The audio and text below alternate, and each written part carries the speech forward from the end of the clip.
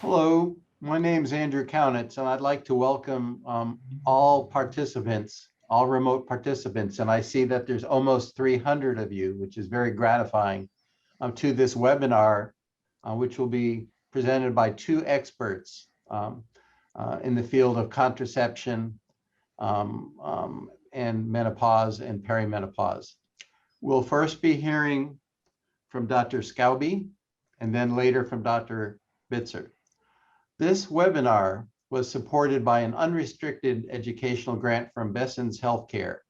Besson's Healthcare had no role in the selection of topics, selection of speakers, and played no role in vetting or reviewing the content of the speakers' presentations, which you're about to hear.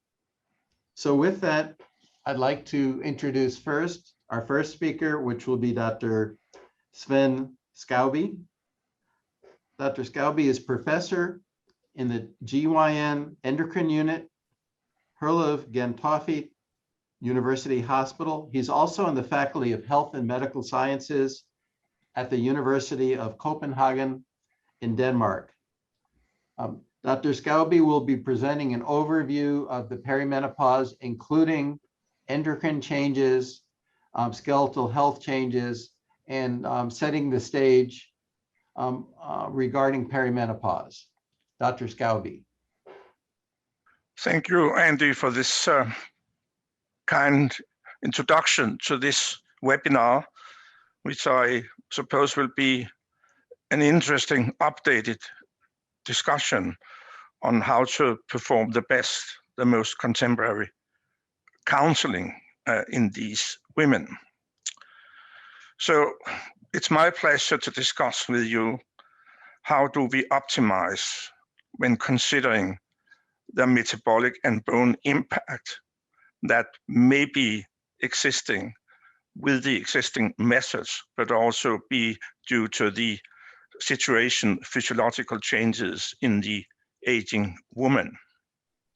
So first, some disclosures. I have, as others, been speaking before, supported by different pharmacies, also acting as advisory member of advisory boards in different companies. But as regards the webinar of today, I have no disclosure. So starting out with a kind of medical definition that I'm sure you're all aware with, and that is a definition of perimenopause, but it is in a way setting the scene. So perimenopause is defined as the phase of life inverse of puberty. It starts from onset of symptoms, that is first and foremost menstrual irregularities, and it stops after 1 year when the woman has experienced her last bleeding, and we are coming into the real menopause according to the WHO definition. There's quite a widespread difference between one woman to the other in relation to starting of the symptoms. So the perimenopausal period from a chronological point of view varies between the age of 45 and up to 55, in fact.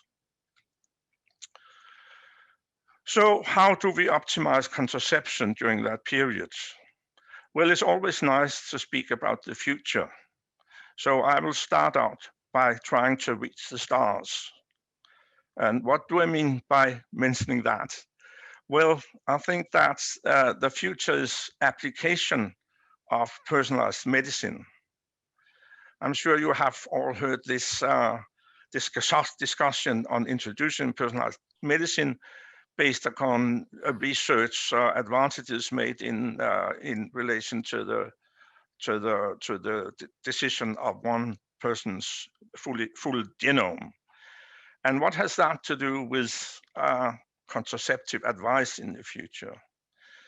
Only that if we take this concept of personalized medicine into the future situation of contraceptive guidance or advice, if we take it into the realm of contraception, a gynecologist or medical specialist armed with extensive information about an individual's health history, family history, lifestyle choices, and possible genotype could conceivably tailor a bespoke paradigm for that particular individual or couple, also in relation to contraceptive advice. So personalized medicine has many definitions. It's often used synonymously with precision medicine, which is defined as classifying a disease on condition based on phenotype findings, such as biomarkers or genomics, and differentiate populations into subpopulations that differ in response to specific treatment. So to translate it into practical medicine, it will enable us to find out which woman will be most suitable for a given contraceptive agent, or which couple will be most suitable for a choice among the different agents available. So we are, as mentioned before, looking at the future. We are at the dawn of personalized contraception in relation to opportunities and challenges with incorporating multi-gene panel testing within the present fertility possibilities and contraceptive possibilities in a given individual or in a given couple. So in the future, and the future is coming close, we will be able to adapt this personalized medicine concept and individualize and optimize the contraceptive counseling. But coming back to our actual situation, at present, how can we adapt to best practice when considering both metabolic and bone health in the perimenopausal period? Well, I think a basic is to understand endocrinology of aging and also comorbidities that may exist or challenge the woman during that period. We also, of course, in detail know or understand the contraceptive needs in the individual woman or couple. And today I will focus much upon the pros and cons of using different hormonal formulations. And by considering these facts or these situations, we will enable us, we will be able to perform individualized counseling according to my best understanding of the clinical situation. So look at some basics before we go to the different possibilities. Let's take a look of the endocrinology of aging, because that gives us some insight also in the clinical possibilities or narrowing in the possibilities that are in general available for women. So if we look at the dynamics as indicated on this slide here, we see that the ovarian reserve, the number of follicles are going steeply down from the age of 35 and down to the age around 50, the menopausal age.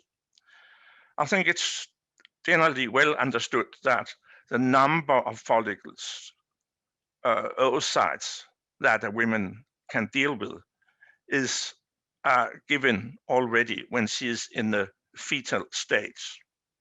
Around week 12 to 16, the number of follicles is the greatest at all that will be reached by the woman also after birth and until menopause. There is a decrease from around 8 million follicles to around 1,000 when the woman reaches the menopause. And especially, as mentioned, during the last 10 years before menopause, we will see this marked decrease in number of follicles, and the number is giving the ovarian reserve.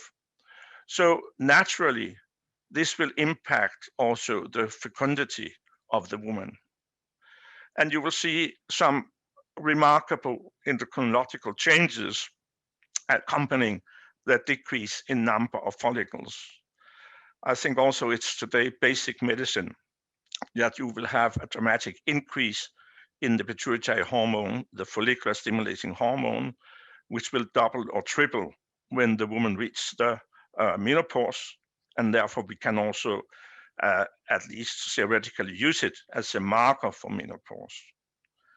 And while the number of follicles are descending, you will see that the hormone production will also be impacted with a decrease in estradiol and also progesterone, indicating that the hot flushes will come when estradiol has come under a certain level, and also indicating that the bleedings will be irregular because you have no progesterone formed. The cycles will be anovulatory. So this is, in fact, the dynamics or the background of the endocrinological changes during the perimenopause.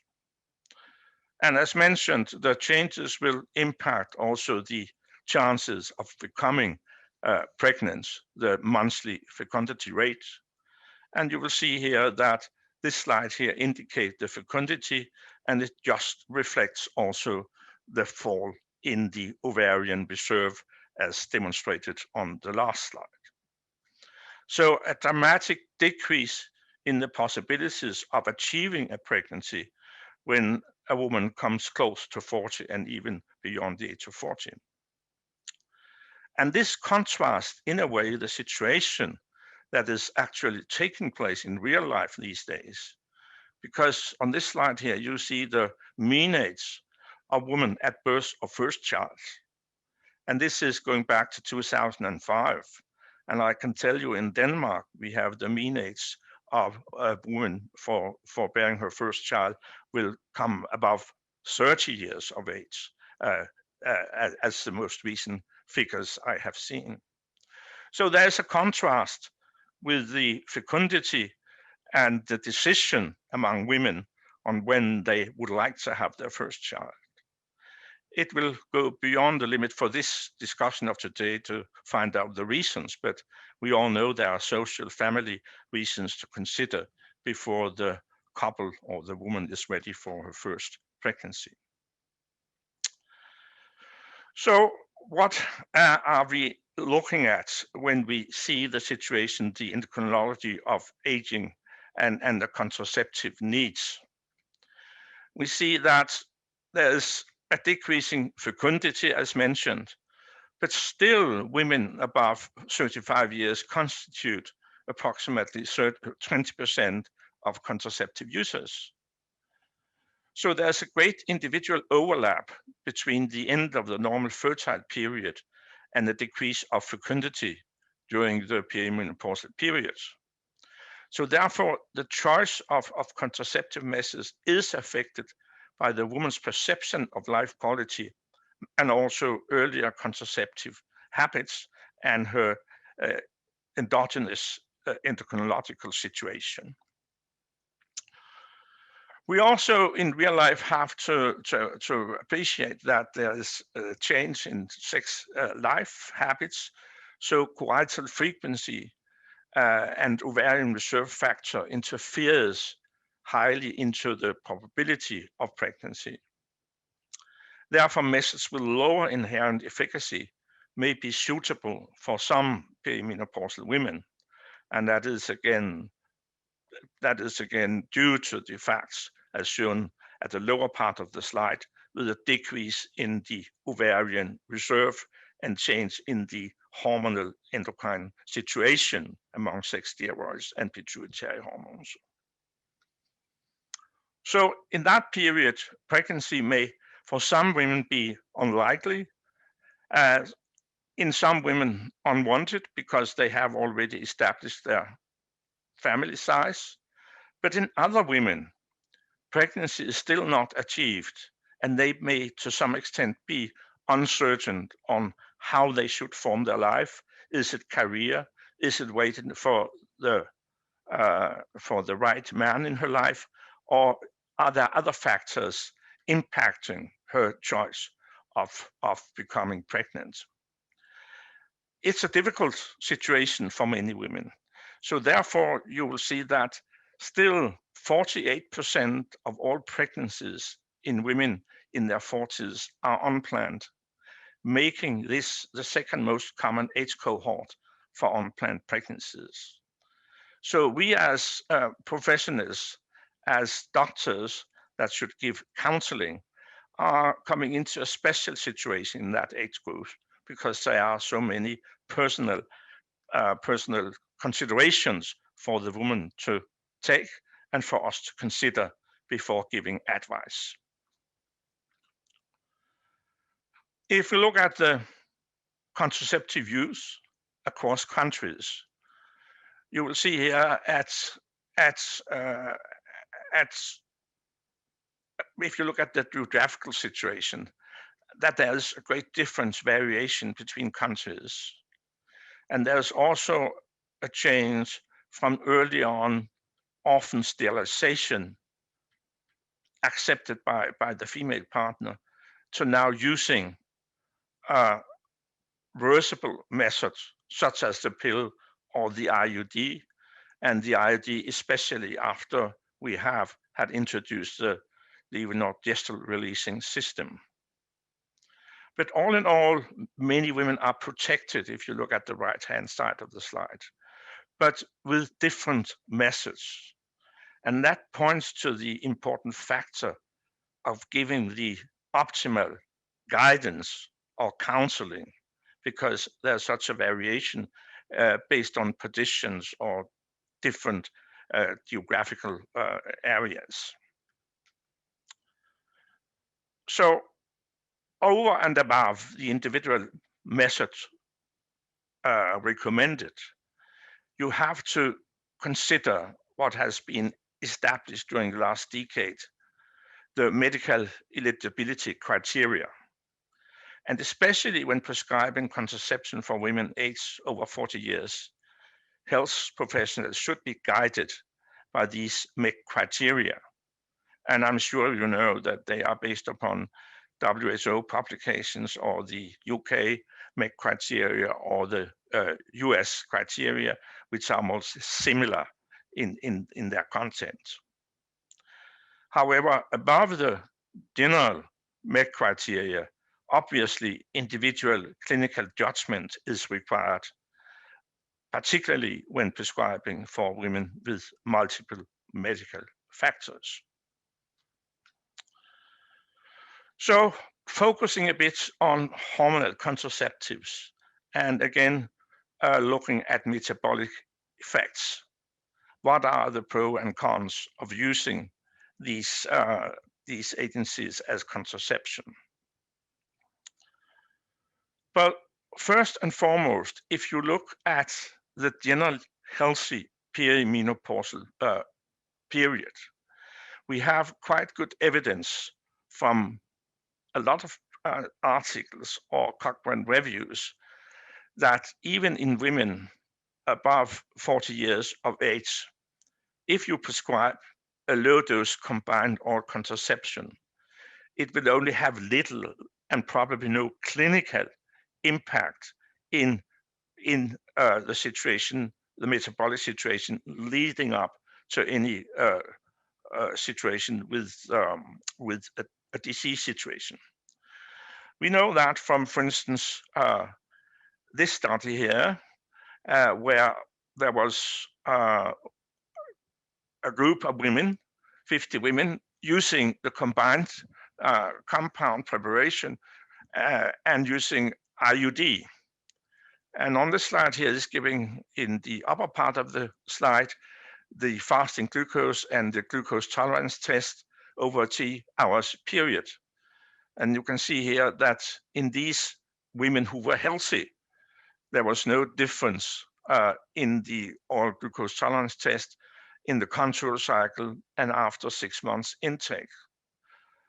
In contrast, there was a difference in the IUD group, which cannot be just simply explained. But the important thing is that looking at glucose metabolism, there seems to be no impact from a low dose combined product.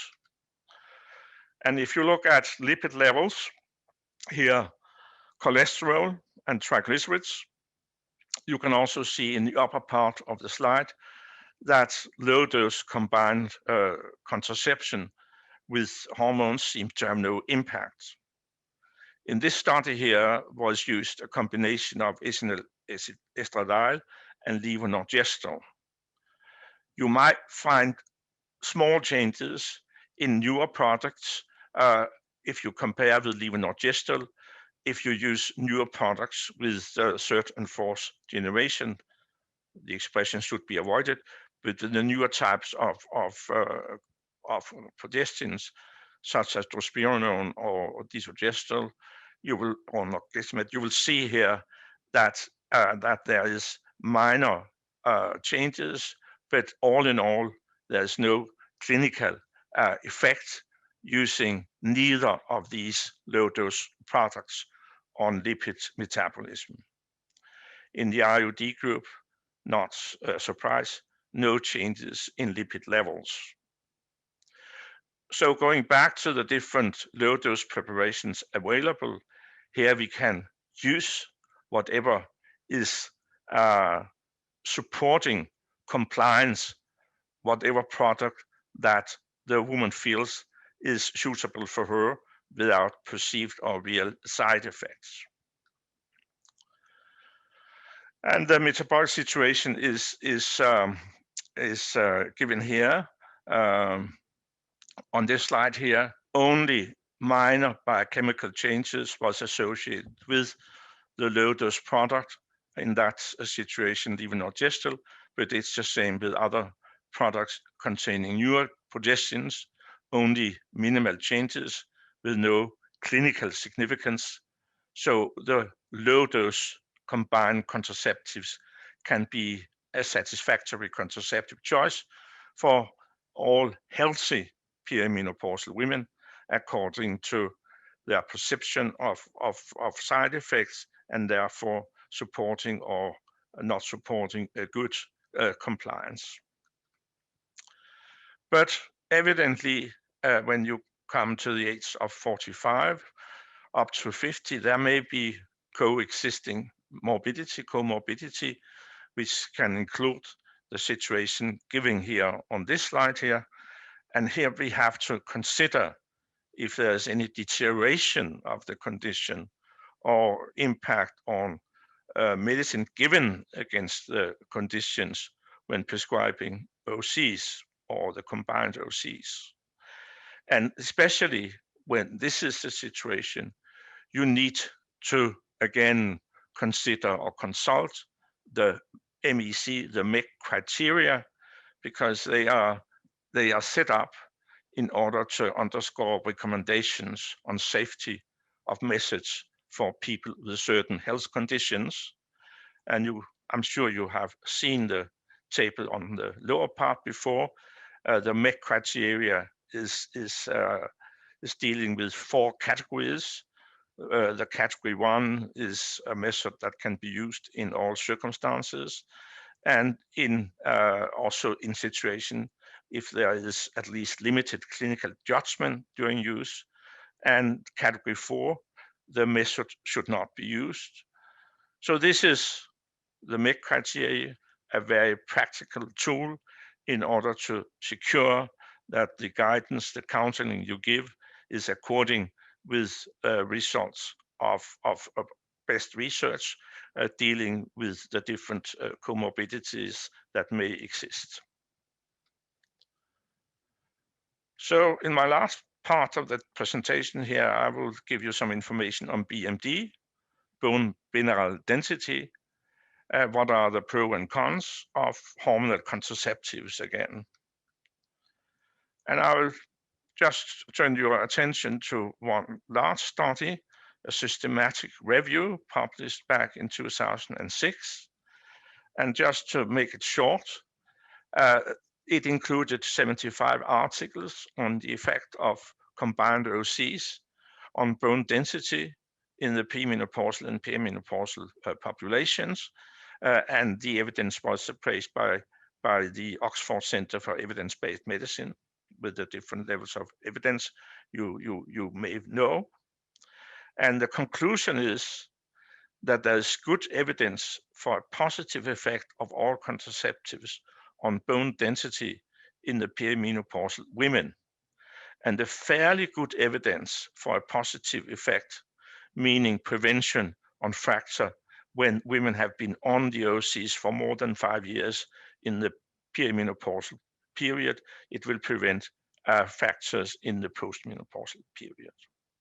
So this is contemporary conclusion on the combined OCs in relation to PMD, and quite reassuring for our clinical guidance or recommendations.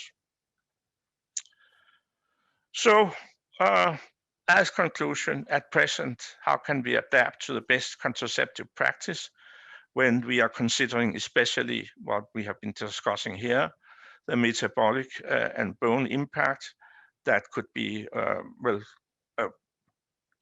that could be causally related to comorbidities. When we do that, we have to include understanding of the endocrinology of aging, taking that into consideration as discussed. We need to consider the contraceptive needs that may vary quite a lot during the perimenopausal period for reasons as mentioned before.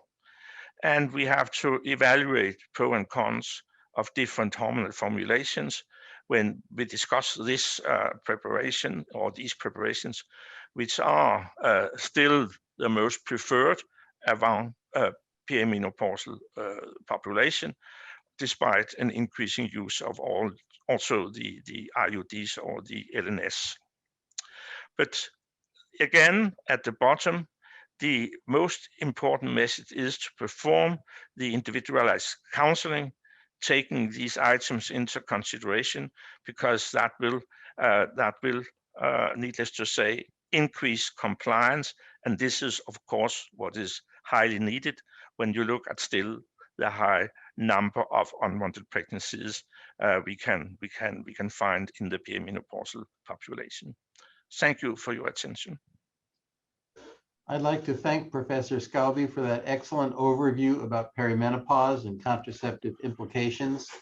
And I'd also like to remind our audience, which is now greater than 560 participants, which is a very wonderful number to see, that the Q&A button at the bottom of your screen can be used and should be used to ask questions. And then after both presentations, we'll be addressing the questions with both speakers. At this time, it's my pleasure to introduce our second and final speaker, Professor Johannes Bitzer. He's Professor Emeritus and ex-chairman of the Department of Obstetrics and Gynecology at University Hospital Basel and director of the Basel Institute for Sexual Medicine and Sexual Therapy. Dr. Bitzer will be continuing on the same theme introduced by Dr. Skouby, and we'll be getting more specifically and more clinically and practically into contraceptive decision-making for clinicians and their perimenopausal or older reproductive age patients. Professor Bitzer. Thank you very much, dear Andrew, for your introduction. And thanks a lot to Sven for giving me the real scientific background of my talk. I will try to put this scientific knowledge into the practical consultation in the contraceptive counseling, and include also some of the non-medical and psychosocial aspects. If you look at the premenopause, there are these biomedical characteristics, which Sven has already described: the decline in fertility, ovarian aging. From the reproductive side, it's an increase in miscarriage, chromosomal abnormalities, pregnancy complications. There is a progesterone decline and estrogen fluctuation with irregular and heavy bleeding, climacteric symptoms, bone demineralization. There is an aging-related risk increase for cardiovascular diseases and a risk increase for gynecologic neoplasias. On the psychosocial side, these women frequently are in an ambivalence regarding family planning. Should they remain childless? Should they have a late child? Do they have enough children?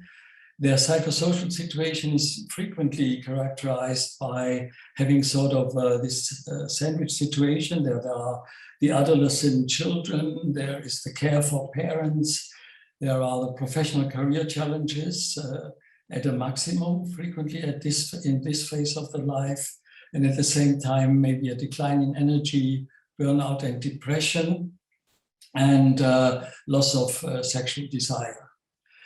So these are, sort of the main issues we are confronted with: the age-related increase in high-risk pregnancy and fetal abnormality, the age-related increase in cardiovascular diseases, the cancers, the osteoporosis, and the negative impact on the quality of life of these women, typically the iron deficiency in the context of heavy menstrual bleeding, climacteric symptoms, depression, sexual dysfunction. We can go through very briefly just to mention the main clinical facts: cardiovascular risk and age increase. It's really in the perimenopause that the risk increases. It is also the absolute risk increase in VTE, as you all know, the background risk increase, and so we have a rather, almost a little bit threatening situation regarding cardiovascular health. You can see that also the issue of stroke becomes, although it's rare, but it becomes something of concern. The cancers, as you all know, all increase with age except for the cervical cancer, but ovarian cancer increases, breast cancer cases in women aged 50 or older, about 80%, endometrial cancer, primarily disease of old age. So this is the oncological view. Regarding quality of life and sexual health, these are the famous studies, older studies, but they have been repeated in different populations, that the perimenopause is really a phase in which changes occur in sexual health, in sexual responsivity, sexual frequency, sexual desire, vaginal dyspareunia increasing, and partner problems increasing. It has already been mentioned that it is a threat to the bone mineral health in perimenopausal women regarding bone mineral density. You all know that up to 25% of perimenopausal women present hot flushes and sweats. You also know that this is a life phase in which a considerable number of women suffers from heavy menstrual bleeding, leading to iron deficiency or even iron anemia, and that this is also a frequent reason for consultation in the gynecologic in the office of the gynecologist. From the mental health side, it is notable that this seems also to be a transition period in which affective disorders increase, where you can see that in a follow-up of patients by the Suarez and Cohen group, you could see that there is a considerable increase during the phase of perimenopause. And this increase is even more intensive when the vasomotor symptoms are present. So what is actually then our task in contraceptive counseling, as Sven already mentioned? So which are the preventive and health promoting challenges of contraception? So we have, on one hand, we should not increase or even protect against the age-related increase in cardiovascular disease, cancers, osteoporosis. Look that we do not increase the risk, or if we have any sort of preventive approach. That, of course, we should prevent high-risk pregnancy by the efficacy of the method. And if possible, not aggravate or alleviate, or on the other side, better alleviate the perimenopause-related negative impact on the quality of life, which is heavy menstrual bleeding, iron deficiency, climacteric symptoms, depression, sexual dysfunction, and stress-related dysfunctions.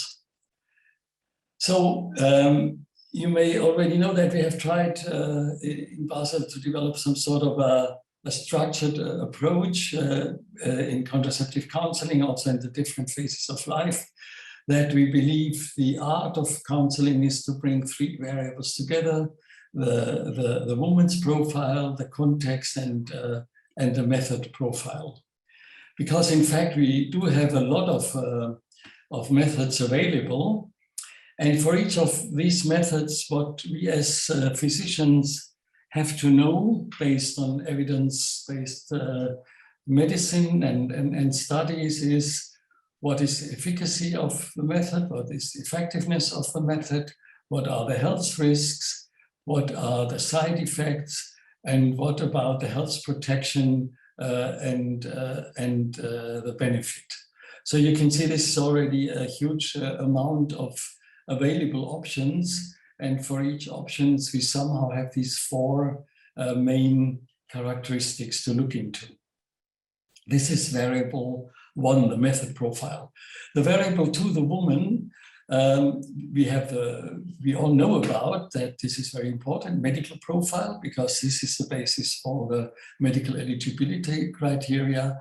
But what is frequently a little bit overlooked is that there is this sort of subjective values and objectives, the family planning values, the health beliefs, the concerns and fears, which are not the medical profile, but it is more the psychological or the subjective profile. And then we have the psychosocial profile, which are the behavioral risks, which are the stresses, what about the pre-existing mental and sexual health situation, and what are the psychological symptoms. And finally, in our consultations in the different countries, of course, we have the socioeconomic environment, which puts, the interaction of the woman in the method into a certain context, the socioeconomic environment, the culture with the values, and the available health system. Is there accessibility to all methods, and is there accessibility to good counseling? Like, as I mentioned before, the health beliefs, the sexual right, the accessibility of services, etc. Now, if we go into the methods, I would just sort of, on a very practical basis, look into the pros and cons of the big five: the copper IUD, the LNG, the Implanon, the combined hormonal contraceptives, and the DMPA and progesterone-only pill. As Sven already mentioned, there is no contraindication for any of these methods by age only. At each age phase, all these methods can be used. If you look at the copper IUD, and this is now sort of a clinical overview, you can say there is no cardiovascular risk on an evidence-based level 1. There is no cancer risk evidence-based level 1. There are rare complications, which are mainly the use, the application itself. And of course, this method needs a healthcare professional for insertion and removal. There is hypermenorrhea, dysmenorrhea, lower abdominal pain with a low frequency. And then you have the protection against endometrial carcinoma, and there is also indication that there is protection against cervical carcinoma. What about the NLG IUD? Again, you need a health professional. It's not under the control of the woman. There are rare complications in the context of the use. You have no cardiovascular risk, breast cancer risk conflicting, none or low. It disappears certainly after 10 years. You know all about these studies that come to controversial results, but one of the important studies is that there is no long-term negative impact on breast cancer risk, in the sense that women after menopause who use it before have a higher risk. There is bleeding irregularity, amenorrhea. We know about that. Amenorrhea can be an advantage. The big issue in at least my country was that there were these reports from Denmark about depression and even suicide. There is a lot of controversy about this, and I think the evidence is not clear, but we have to take it, of course, seriously when a patient reports that there is this intolerability towards even a low dose androgenic progesterone. You have again these protections, also in the context of tamoxifen or mitral hyperplasia, and of course it's an admitted therapy. I'm sorry, it doesn't come in my slide, for heavy menstrual bleeding, as you all know. Now, sorry. I'm sorry.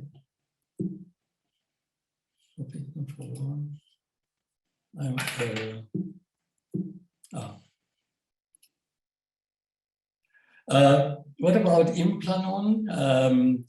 It's again the issue of the LARCs, which need a professional person, and which needs a professional not only for insertion but also for removal. And the main complications actually are in this context. And again, you have a rather positive health profile regarding age-related risks. You have regular bleeding. There are some reports on negative mood, typical progestogen effect in a medium dosage of progestogens. Some people report about skin changes or weight. The benefits are reducing dysmenorrhea, also maybe in endometriosis patients, reducing ovulatory pain, reducing menstrual migraine. There are no studies about cancer protection or cancer increase, really. What about the progesterone-only pill? You all know it is, from a health point of view, risk point of view, very low. Again, typical progesterone-related effects, but it is a low-dose application of progesterone. Bleeding irregularities, we are now learning from, as you all know, there are 2 progesterone-only pills now on the market or coming on the market, which try to, the second one also tries to improve the predictability of bleeding. The typical issues are the same regarding the benefits. Depo-Provera, I think we could still say that the cardiovascular risk profile is favorable, although there are continuously ongoing questions whether there is not a very slight increase, because it's actually a high progesterone dosage contraception. And in this context also, there are some studies indicating that there may be some small increased VT risk. But as you all know, the main issue is about bone health. But we know, and especially Andrew has shown us very nicely, that it's not worsened by menopause, and there is a recovery. It is accompanied usually by amenorrhea, which may be something which we want. There is some studies indicating weight gain, and one of the issues, of course, is longer duration to regain full fertility. Issues of protection are ongoing, and it's not quite clear, but it may well be that this endometrial and ovarian cancer protection may also be available. And then finally, we have the combined hormonal contraceptives. Here we know a lot. I mean, millions of women have used it. We are quite sure what we have on the risk side. VTE risk, breast cancer, which disappears after 5 years, stopping 5 years after use. Cervical cancer 1.2. And we all know, we have discussed this frequently, that the absolute risk is low. And that also, putting it in relation to pregnancy, it has still a sort of a favorable profile. You all know from the huge list of possible side effects. Interesting enough, and I remember that in the very early days of the pill, there were studies doing really having a comparative design, and they found in the placebo group quite a similar profile of side effects. So the question is always, is this really pill-induced side effect? But anyway, we know about it, and we have to take care of it. What is interesting about combined hormonal contraceptives, and Sven has already pointed to it, it's a huge list of possible benefits. Protection against cancer, ovarian, endometrium, colorectal, and you know that ovarian endometrium cancer protection is for a very long time, maintaining it on a long-term basis, osteoporosis prevention, climatic symptoms, reduction of menstrual bleeding, reduction of hyperandrogenic skin symptoms in patients, mood improvement, which has been shown by the psychiatrists, improvement of sexual function, which has also, there are some controversial results what the estrogen does, but in general, there are quite a number of studies showing that there is an improvement in sexual function. So how to put that in a sort of a practical model? I think we have these sort of two variables here. We have the woman, and here we have the method. And now how to find the best method for the individual woman. If we first look at the subjective part of the woman, which is usually called now in the literature needs, values, beliefs, we have the expectations, what should happen with my menstruation, what do I want daily, non-daily, the fear of cancer, fear of losing fertility. You have the beliefs, the values, and listening to women, we can already maybe exclude or at least put in a second row methods which were mentioned as not fitting into the individual needs profile of the woman. We can put it like exclude methods which a woman does not want or do not meet her needs and values. And that may already reduce the options here on this side. Now the next step is looking into the medical and psychosocial profile of the woman to see whether among the methods which are still available, which correspond to the needs, whether there are any methods the woman should not use for medical reasons or even for psychosocial reasons, using the medical eligibility criteria as Sven has very nicely shown.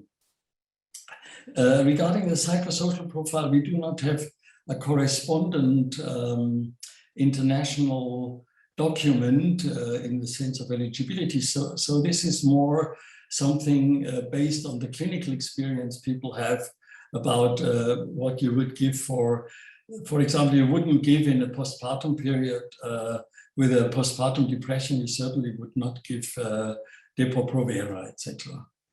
So you have, these are the two sort of exclusion steps which limit your choices. Here again, the combined hormonal contraceptive list.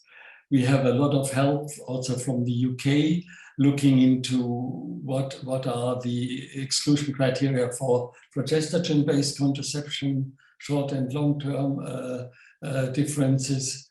And then finally, the last step would be that among those methods which are eligible, are there any methods which would give an additional benefit? And that's something Sven already mentioned also, that regarding the continuation rate, regarding the acceptability, it is quite important if there is any additional benefit for the patient. And that's based on our knowledge of estrogen dosage, type of progesterone, long-acting, short-acting, etc., corresponding to possible additional benefits from the different methods. And Having done these steps, then sort of the last step is what we call the shared decision making. Shared means there is the physician and there is the woman. And you can say the physician's role is to provide evidence-based information about benefits and, for example, of course, the benefit of effective protection against unwanted pregnancy, additional benefits, life phase-related perimenopause, and the risks on the other side, all the evidence-based information which we have, which the woman has to know as in informed consent, meaning that we should be able to explain it. And then the woman's role, which gives weight to these, which gives the individual weight to this information. Is this important for me? Is this less important for me? What are my priorities? What are my concerns? To allow questions.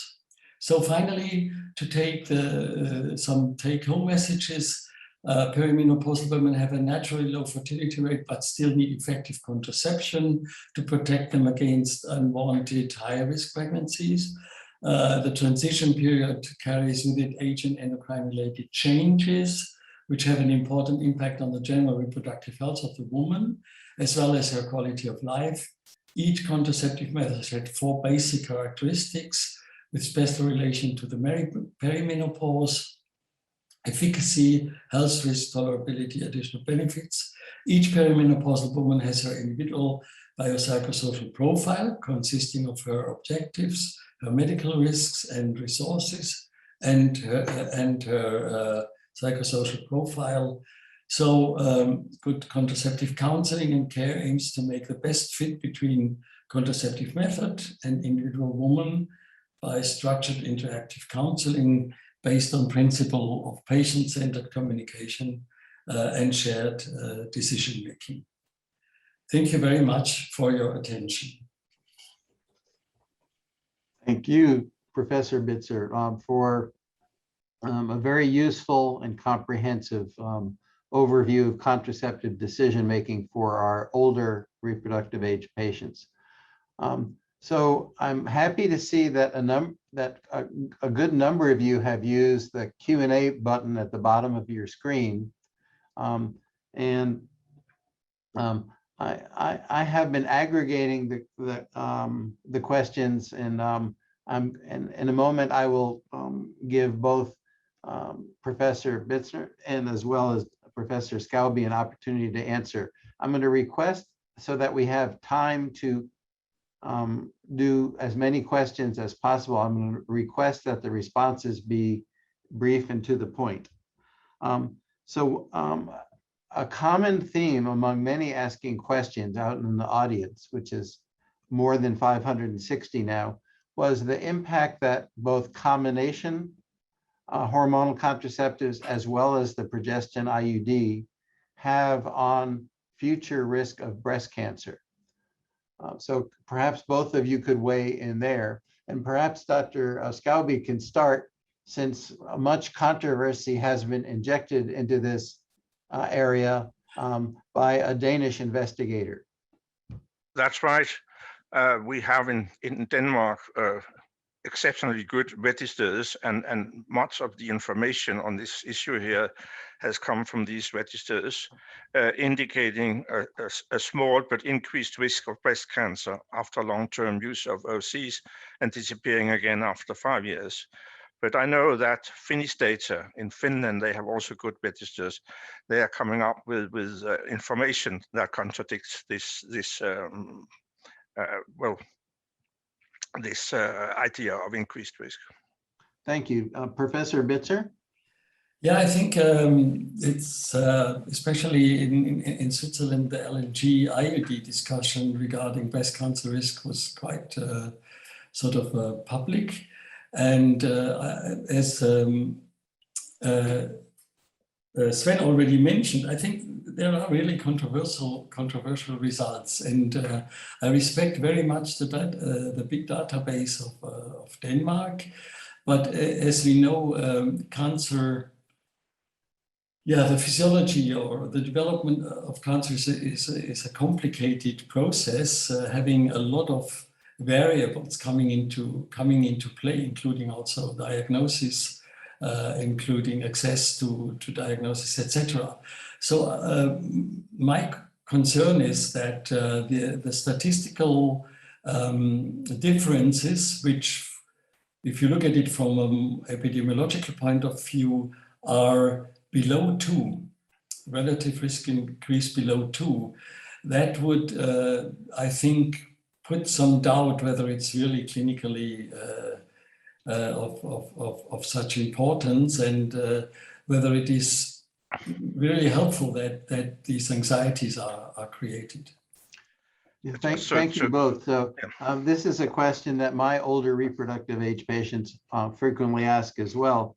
And yes, we have the Danish study, but we also have very large long-term British cohort studies showing no elevation in risk of breast cancer with combination oral contraceptives. And there were earlier European studies, particularly Scandinavian studies, not showing an elevated risk. So how I counsel my patients is that if there is any elevated risk, it would be very small. And it's also possible that there's no elevated risk whatsoever, because as we, the three of us know, we are not seeing and are not likely to see in the future randomized trials following women randomized to different contraceptives over several decades until they are or are not diagnosed with breast cancer.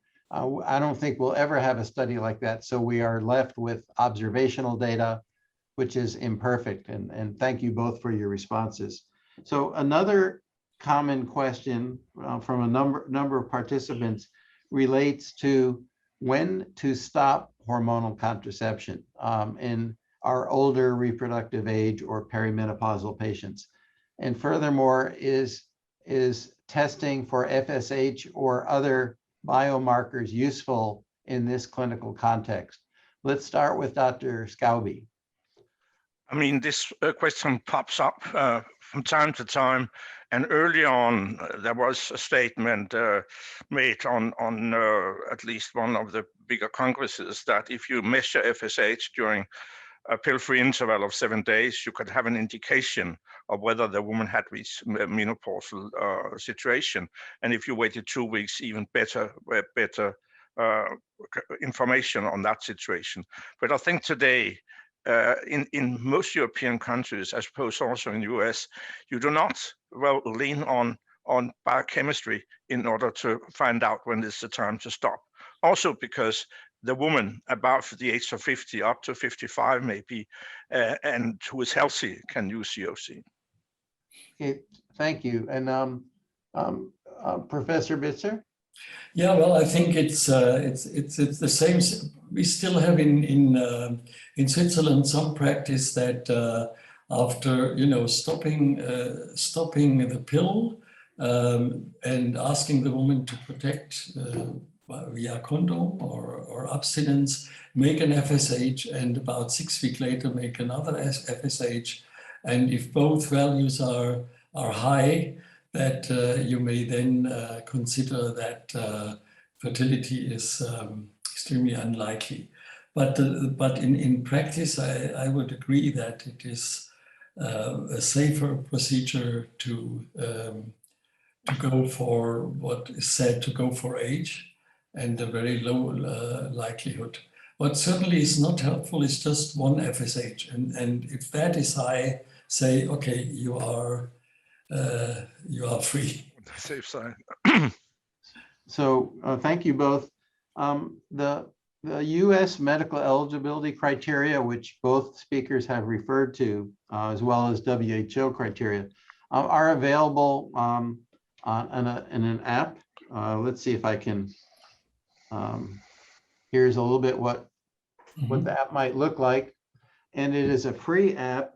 And if you go to your Apple or Android app stores and put in CDC space contraception, I think you can get access to this very easy to use app.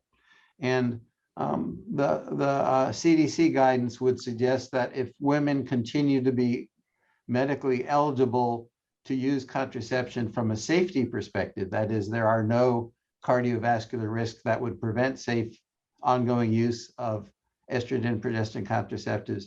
They can continue until age 55, at which time contraception can be arbitrarily stopped without concerns that the patient still needs contraception. Okay, so thank you for those responses.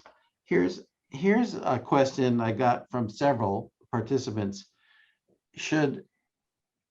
In our perimenopausal patients, should we use oral contraceptives formulated with lower estrogen doses? So in other words, should we vary which dose of contraception we use based on age of our patient? And I'll ask Dr. Bitzer to comment first. So the question was whether we should go for the very low estrogen dosage related to age, like around 40. Yeah. Right.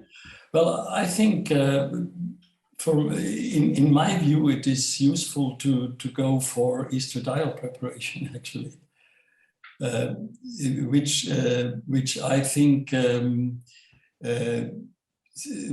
the studies seem to indicate that this is the lowest, somehow the lowest estrogen exposure. So yeah, usually you could go for the lowest ethinylestradiol dosage, but I would rather think of going to an estradiol dosage because in the 45-year-old woman or so, this may even be continued to 55 and at the same time treat climacteric symptoms. So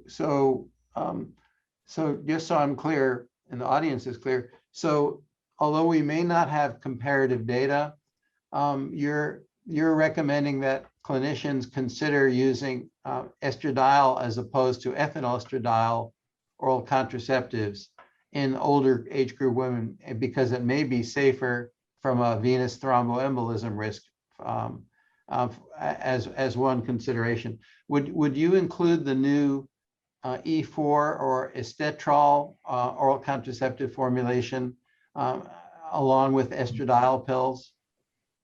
Yeah, that's a good point. I mean, all the laboratory data seem to indicate that estetrol is really, from a cardiovascular point of view, very safe. And I would, of course, there are good indications to do that, but of course there are studies needed. But from the background information, that's an interesting issue. I think ethinylestradiol will disappear after a while. Okay, and is the E4 or estetrol oral contraceptive formulation available in Europe? It will be soon, yeah. Okay, it is available in the US just recently. It sounds like it's coming your way soon. Dr. Skouby, anything to add about estrogen dose in our perimenopausal patients? Well, I agree with Johannes in choosing the genuine estrogen, estradiol. There are some pharmacokinetic differences between the artificial and the genuine one. But if you look at risk markers, there's less impact from the genuine. But again, here you have an option also between the combined oral contraceptives and maybe using a low dose, so to say, LNG, and combine it with, for instance, a patch with estradiol. Okay, thank you for that. So a little bit more specific question came from one participant about use of combination estrogen progestin contraceptives in women age 40 who have migraines without aura, and would that be appropriate or not? And Dr. Bitzer, could you respond? Well, if I'm correct, the European Society of Headache has published something about it, and there was more the recommendation that especially in these cases where the migraine may be related to menstruation, that the recommendation would be to give progestogen only pill in a continuous way. Okay, and Dr. Skouby, any thoughts about migraines without aura in our perimenopausal patients? What contraceptives would or would not be appropriate? I mean, there have been never any reports on progestin-only contraception and complications such as cerebral thrombosis in women with a migraine. But on the other hand, if a good bleeding control is extremely important, I would consider a low dose without the pill-free intervals, so you don't have oscillations of the hormones. Yeah. Okay, I thank you both. I think it's important to recognize that there's a lot of confusion among many clinicians about what is an aura. Menstrual migraines, which our experts have referred to, are not considered migraine with aura. These are migraines which tend to be precipitated only in the premenstrual or luteal phase and then resolve with the onset of menstruation. That's different than migraine with aura. And also common symptoms like photophobia or scotomata are also not considered migraine with aura. And different national headache societies have definitions about what aura is, and it's usually visual, but sometimes can be oral or other sensory manifestations. I looked in the US MEC using my app, and it indicated that in older reproductive age women who have migraines without aura, that was considered category 2. So it was still a green light to use combination methods, but it was not category 1. For all of the non-estrogen methods, it was green light category 1. All right, so we had a question from a different participant. Can a 46-year-old healthy woman use combination contraceptives strictly for menstrual management? This is a woman who perhaps has had a tubal sterilization or no partner, doesn't need contraception. Would it be okay to use combination contraceptives for menstrual management? Professor Bitzer? Well, that's an interesting question. And I'm not quite sure. To be honest, I would have to consider the different pros and cons and look, if possible, for other methods to, for example, if it would be that there is irregular heavy bleeding, that you might use a progesterone in the second half of the cycle, starting at day 12, and thus having some sort of regulation. Or you would give a menopausal hormone therapy. Okay, thank you. Professor Skouby? Yes, again, to make it short, I'm quite in agreement. Of course, it's a nuisance for a woman who has been sterilized, as you suggest, to take up, again, hormonal contraception. But from a safety point of view, you could do it, but better maybe with sequential progestin, or maybe, again, with an LNS insertion. Okay. Keep in mind, and this question pushes us a little away from contraception into gynecologic practice.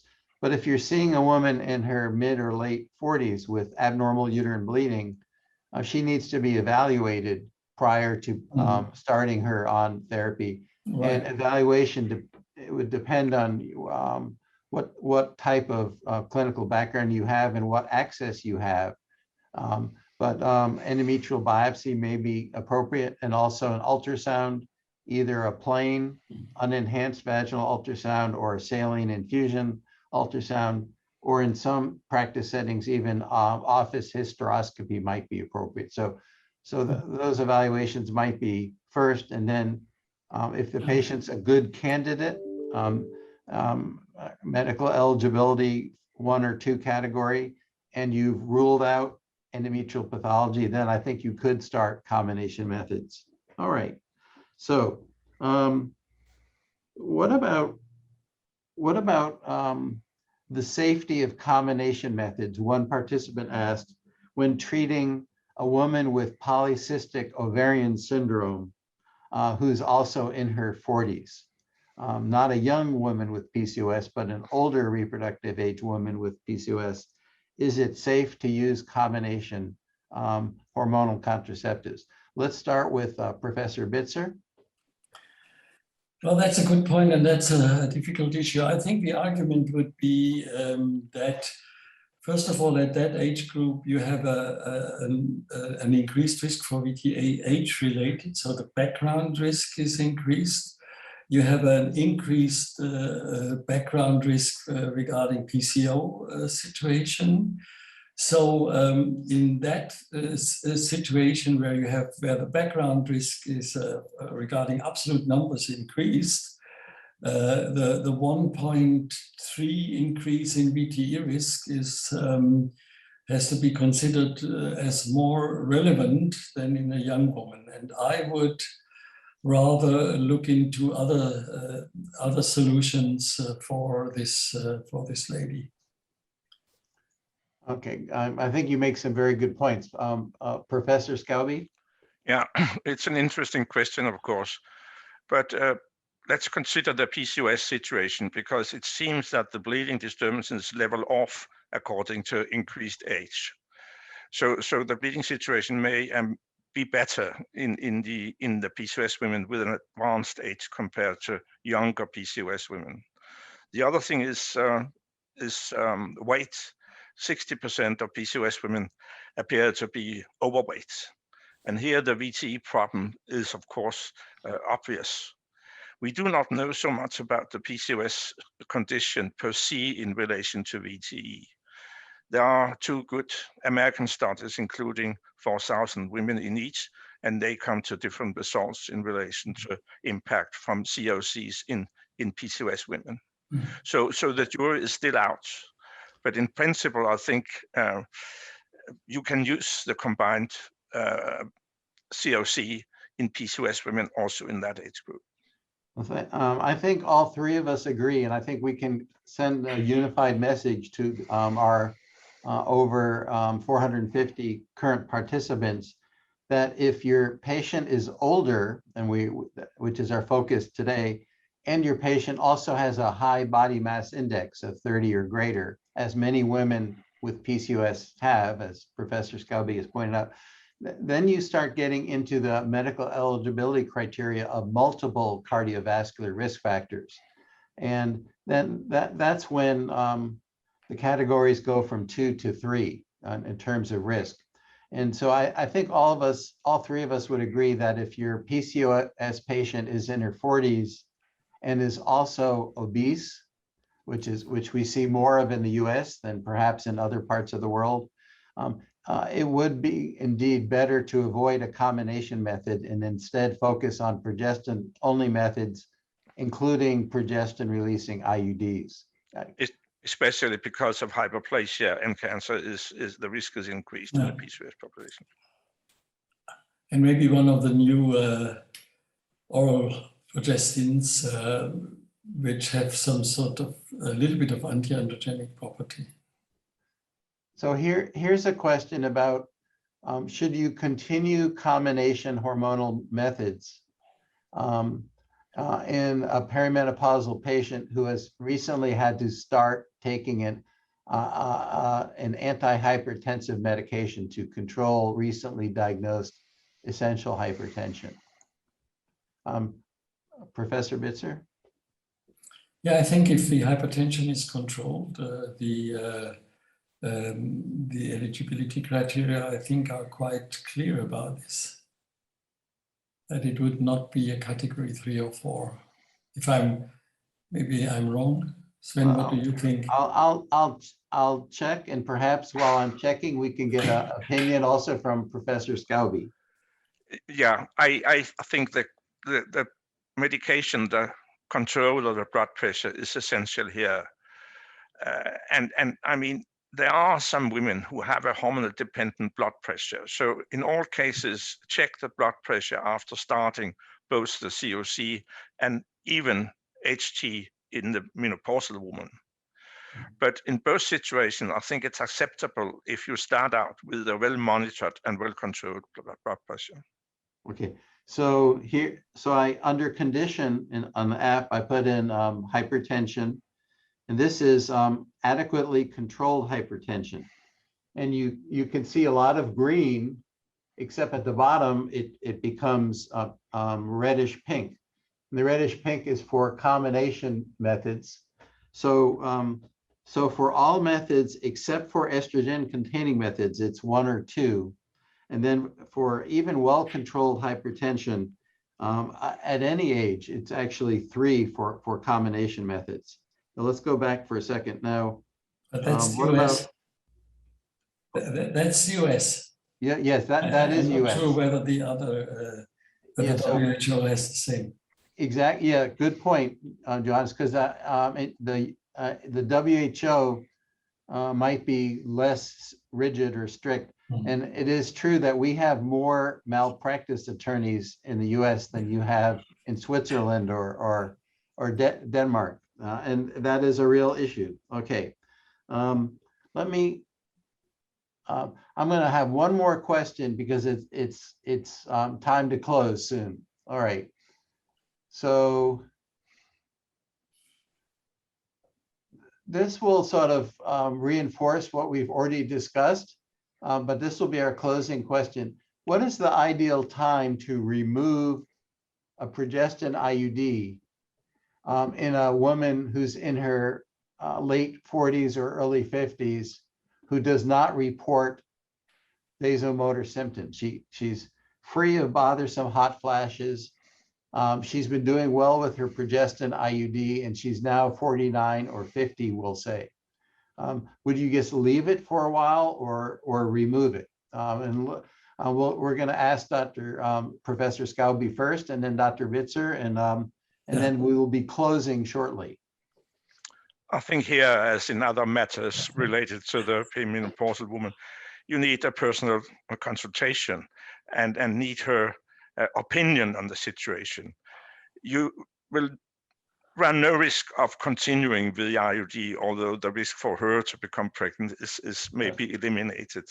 But you know, hot flushes can appear after some time, and if you leave the IUD, you can just add some transdermal or small estrogen dose.